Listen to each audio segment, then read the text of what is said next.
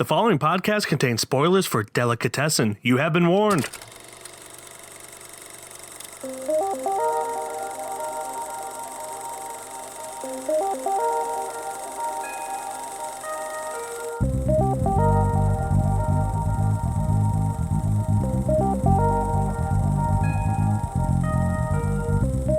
What's up, everybody, and welcome back to Keystone Film Reviews. I'm your host, Glenjamin Button, along with your host, Glenjamin Bouton.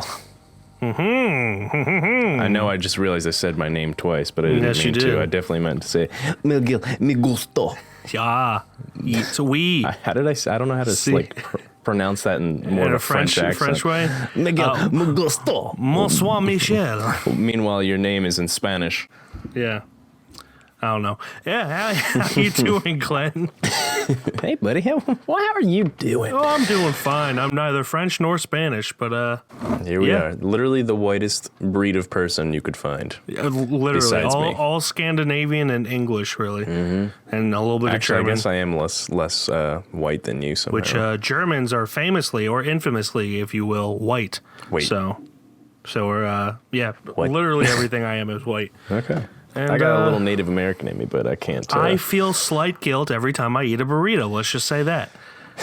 Never feel guilt for Taco Tuesday. That's all I'm saying. It's not that big of a guilt. I still do it. Hey, I got a question for you. Have you seen any movies since we last talked that you want to discuss real quick? I haven't seen a goddamn thing. Why am I not surprised? I'm not surprised myself. That's your MO. It's literally all I do is nothing. Since you don't have anything to talk about, I'm just going to run through everything that I watched because it's only about 5 movies. I watched Just Mercy, starring Michael B. Jordan, Jamie Foxx, Brie Larson. That movie about that lawyer trying to help that guy wrongfully convicted get off of death row, and things happen. Then I saw that Nicolas Cage movie, Color Out of Space. Have you seen the trailer for this? I actually didn't. In fact, I didn't even hear about it until like 2 days after I saw that you saw it. It is fucking bananas, man. Is it?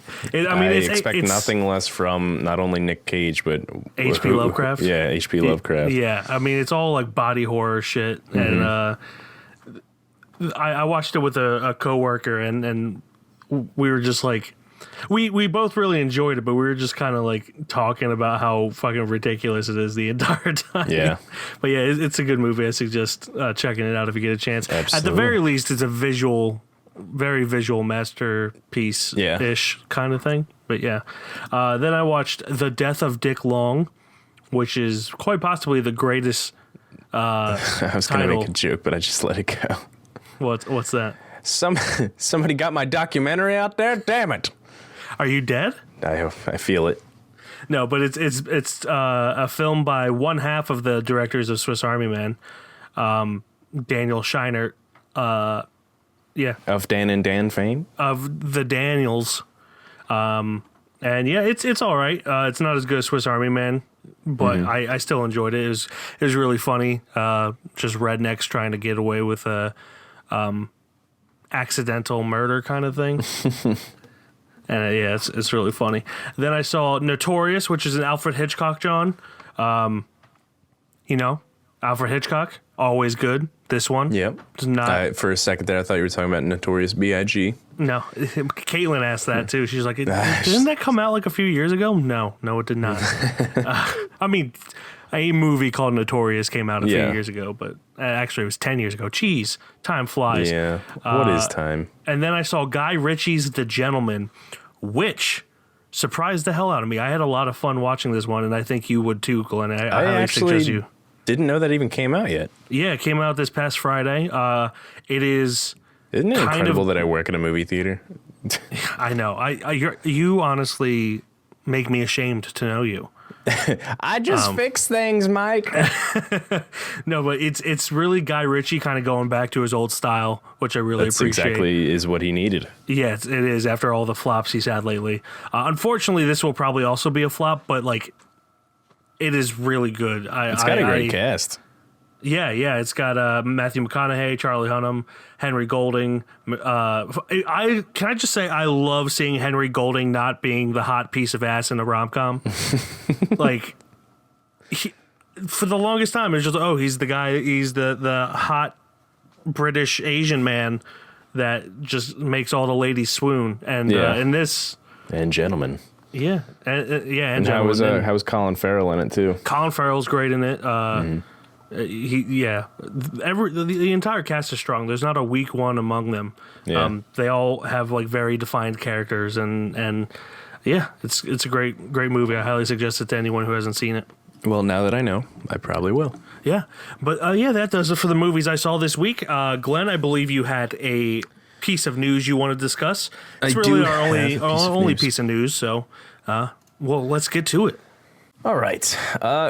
Going through the interwebs, I think this came out the 27th, so today's the 29th. Like on Monday. Came across this on Monday and got super upset. I was like, God damn it. Why are they doing this to me? So as most of you may or may not know, one of my favorite movies, if not literally my favorite movie, is The Thing from John Carpenter. And an article came out that said Universal is remaking The Thing with new content from the original novel. I mean, at first I was really pissed off, but then I started actually reading the novel. So it's like as soon as like you see remake in The Thing, you instantly get pissed off. But more or less, this article is about Blumhouse gaining the rights to be able to make more of a book-adapted movie from Who Goes There and Frozen Hell. Yeah. So it's more going to be... The original The Thing's a remake of a 50s movie, right? Yeah, The Thing from Another World. Yeah, and they're all based on the book. So I definitely... I mean, it's still a little upsetting, but if they're going in trying to make like a different adaptation, maybe more because for the adaptation. The Thing 1982 was remade in 2011 with Mary Elizabeth Winstead and Joel Edgerton. Mm-hmm. And at the time, this was before I became actually a big film guy. I actually enjoyed it. I loved it. And then I realized later how much of a hot garbage mess it was and not good it was. I still haven't seen that one. I mean, Mary Elizabeth Winstead and Joel Edgerton are great, but other than that, the movies takes away from the 1982 version, which was practical effects, which literally made the movie. I mean, other than the great acting in it as well. Everything was CGI in that movie. When I saw this article, I got even more upset. I'm like, they fucking did that already. But I guess that was technically a prequel. So, I mean, this could be good. This could be bad. Remakes are going to come no matter what. So, I mean, hopefully it's good. That's really all I have to say. I am cautiously optimistic about it. I'm not as big of a fan of The Thing as you are, but I am definitely tired of remakes. Mm-hmm. Again, we've discussed that this is more of just another adaptation than a remake, if you will. Seeing Blumhouse more scares me often than not. Sometimes I know they've made great movies. I can't deny that. But those are usually because of the director, though, not because of Blumhouse. Yeah, like Jordan Peele's movies, or like it usually scares me when I see their name attached to most projects. Yeah, and I'm not gonna lie, I'm scared right now. So hopefully they get some good work, some good talent on it, and hopefully they stay away from Carpenter's. Like. Let's try to keep it more original on their end instead of trying to take work from Carpenter. If he wanted nothing to do with a sequel, still doesn't. If they try to do something different and don't pay like any fan service to the original, like make it your own thing. Don't try to cater to fans of the original, because the ones who really know what they want don't want that, and the ones who kind of want to see it, they'll go see it anyway. So like, no need for fan service. That's all I got. So let's get into our review of Delicatessen.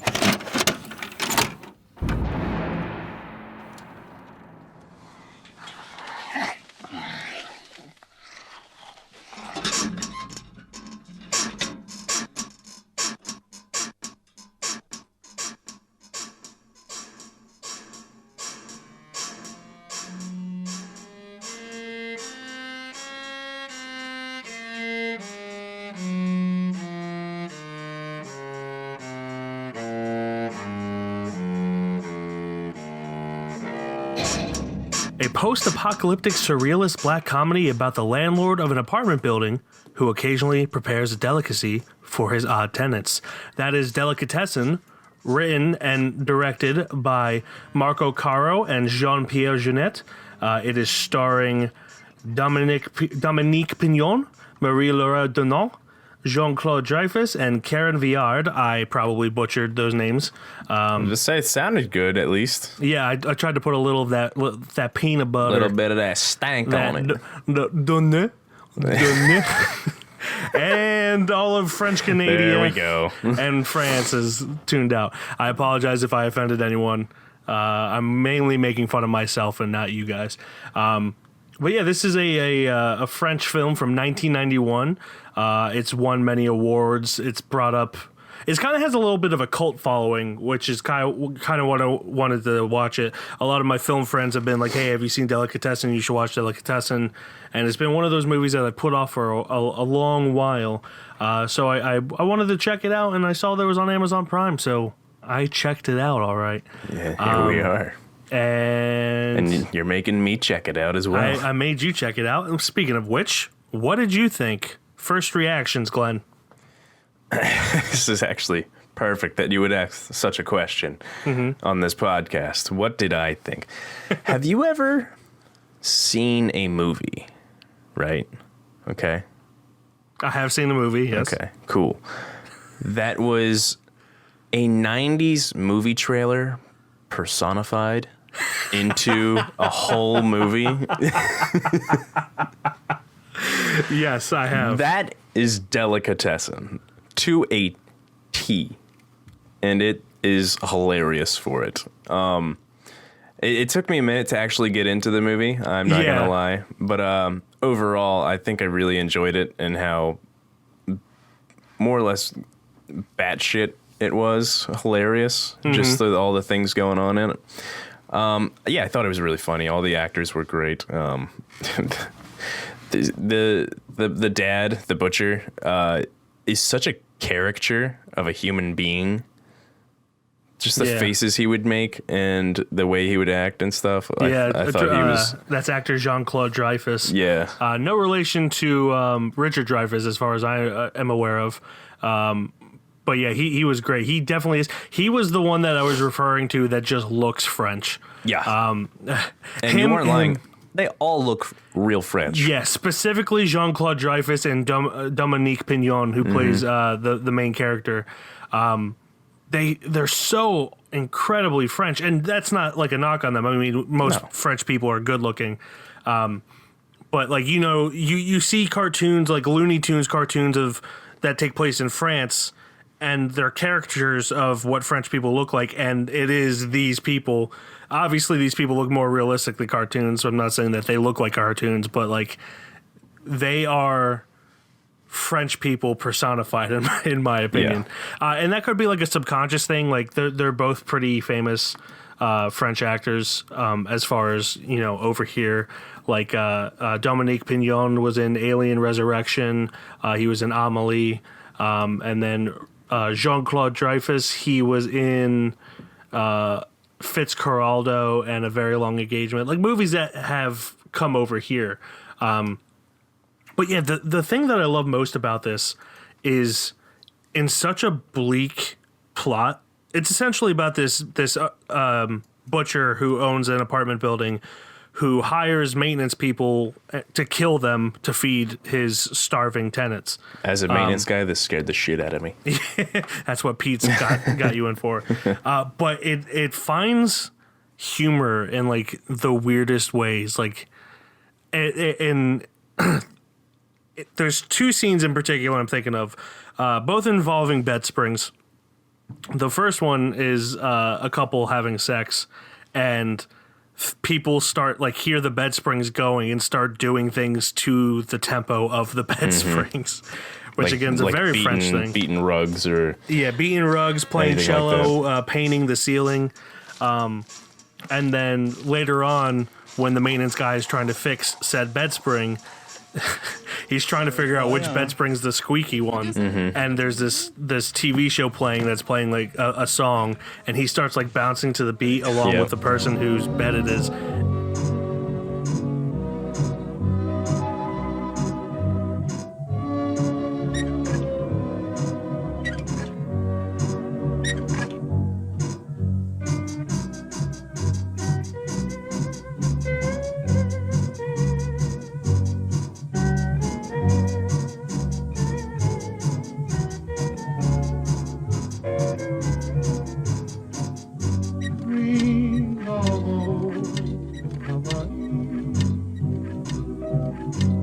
it's just... And those two are just sitting on the bed, like, kind of more or less bouncing up and down, sitting on it. It's a really funny scene. It kind of it reminds me of what Charlie Chaplin would do with sound, you know, like it's a very, like it itself is not funny, but everything building together and just how long it goes on for. I like that. Yeah, is very, very funny. And I laughed a lot, especially when they were, like trying to fix the bed spring, trying to figure out which one it is. Just the faces he was making, looking left and looking right. This movie had a lot of good, more or less montages like that. Yeah. They were just really funny moments that lasted for a good couple minutes. They were just great. Yeah, I think my favorite character was the woman who kept setting up these things to kill herself. What's that word? Like they're like, it's like dominoes kind of, but she would set it up so like where something would happen to make her like kill herself instead of her actually just killing herself. Yeah, I don't know what the word for it is. There is a word, but she wouldn't just do it herself. She would want it to happen somehow to her. Rube Goldberg machine. Oh yes. Yeah, that's what it is. Like it where like a lot of inanimate objects are set up. She creates these Rube Goldberg machines to kill herself, and something goes wrong.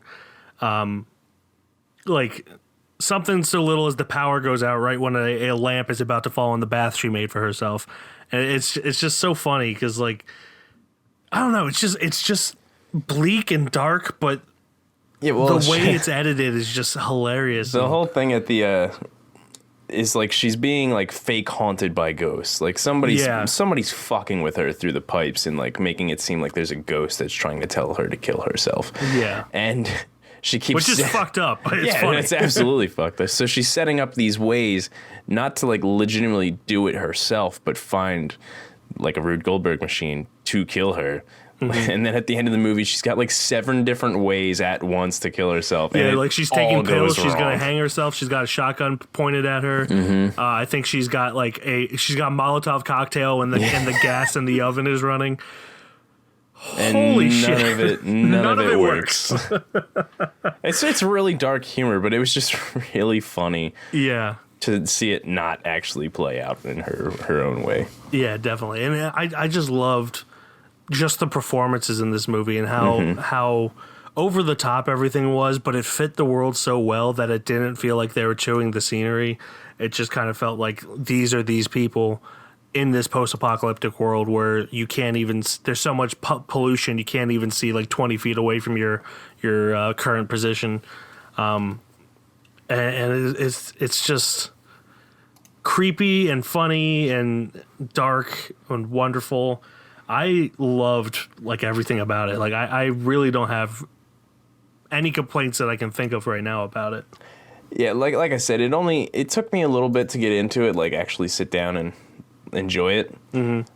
That's more or less my own fault than it was the movie's fault. I think the mole men were really funny. Yeah, the mole men. I forget what they were actually called, but yeah, I forget. But they were basically just mole men. They were living in the sewers and stuff like that. And each scene they were in... Troglodytes, that's what they call them, yes. Troglodytes. But each scene they were in was just actually really funny. Yeah. It's like they were like cartoon characters. Yeah, it really is just like a live action cartoon, which is wonderful. And you know, I kind of want to look for these directors' other works to see if they're any good. I think... Yeah, it doesn't look like they've done anything that at least has come over here. I could be wrong about that, but it's definitely opened my eyes to their work, and I kind of want to see if any of their other works that haven't come over here match up with it. Absolutely. Yeah. During the movie, there was the one actress, the one main actress, Marie-Laure Dugnac. I'm not even sorry. Marie-Laure Dugnac. She looked like the spitting image of a person that I knew, and it freaked me out the whole time. That's always freaky when that happens. Like, what is happening? Except for she wasn't blonde, but still, it was really weird. Oh, well, I just looked it up. One of the directors, Jean-Pierre Jeunet, he directed Amélie and Micmacs, which Micmacs is really good. I want you to watch that at some point. Okay. But yeah, at least one half of the directors has done a lot of cool I still have to watch things. Amelie. Amelie's really great too. I think I started it, but never got to finish it. Yeah, but you can definitely tell in the tone. Both of those movies are a little bit lighter, but they still got that same style, which I can only describe as a very French style. Absolutely. In a good way. Like, I'm not knocking it. It's just, I really enjoy the films of his that I've seen. Absolutely.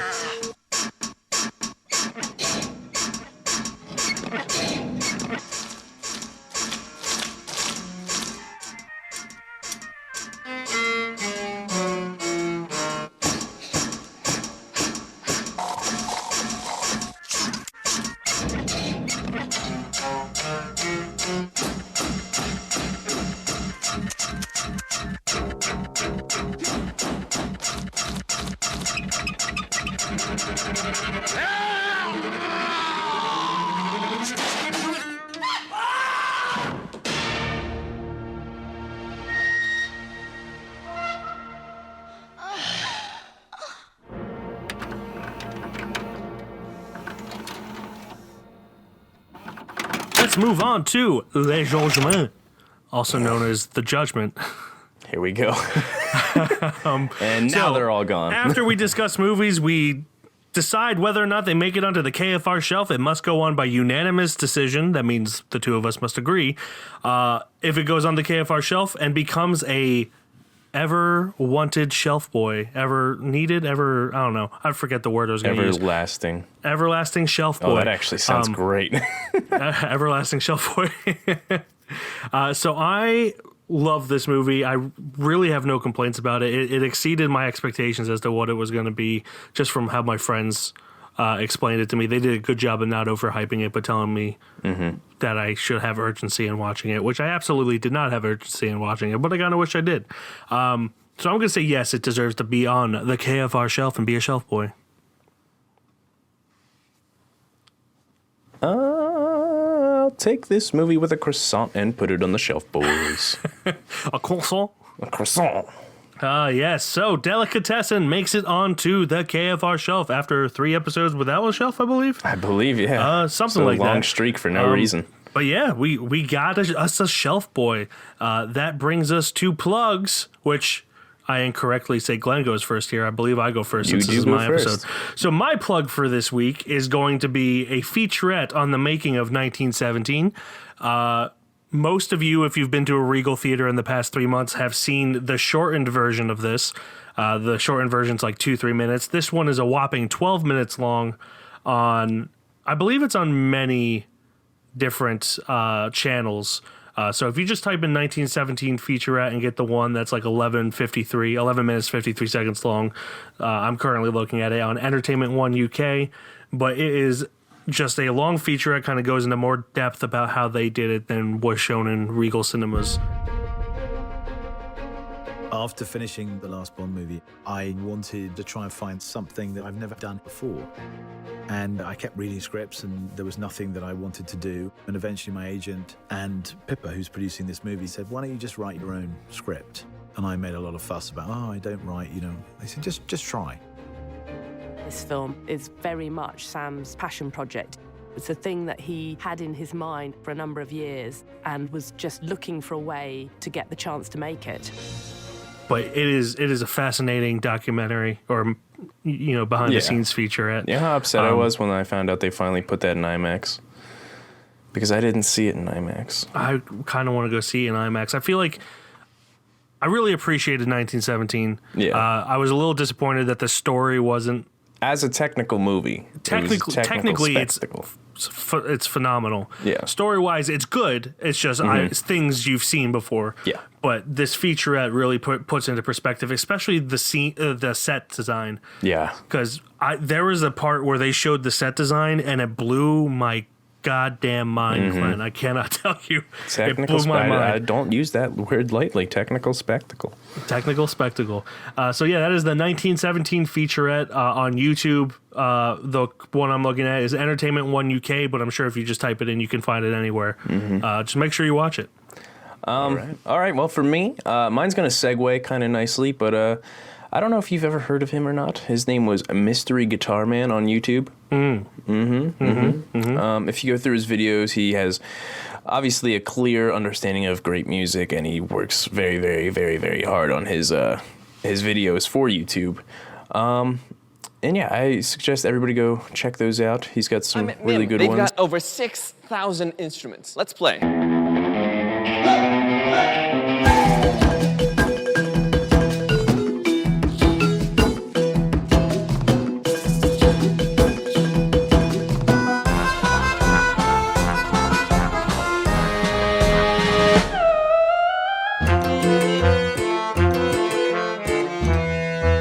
But the segue for that leads into my movie. So, Oh, so 1917 featurette and mystery guitar guy, dude, man.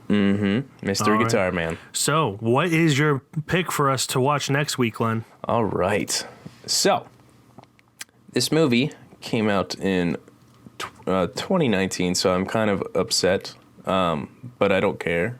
I think it was more or less 2018 is when it actually came out. So we get the year of review. So I think we're lucky on that. It actually came out 2018 now that I'm looking at it. So we're good. So Joe Penna, otherwise known as Mystery Guitar Man from YouTube, made a movie with Mads Mikkelsen. Ooh. Named Arctic, which I really wanted to see when I was in Virginia and for some god-awful reason didn't. I don't know if it was... I think it came out in February, so there really was no reason I didn't see it. But I didn't get to see it, and I wanted to see it. So, here we are. Arctic, a man stranded in the Arctic after a plane crash must decide whether to remain in the safety of his makeshift camp or to embark on a deadly trek through the unknown.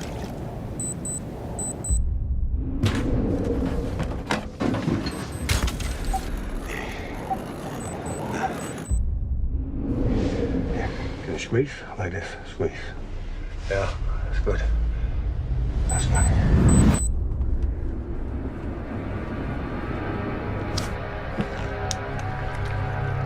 Don't worry.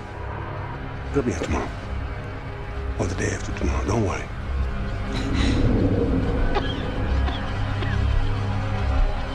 She's running out of time. I have to find help.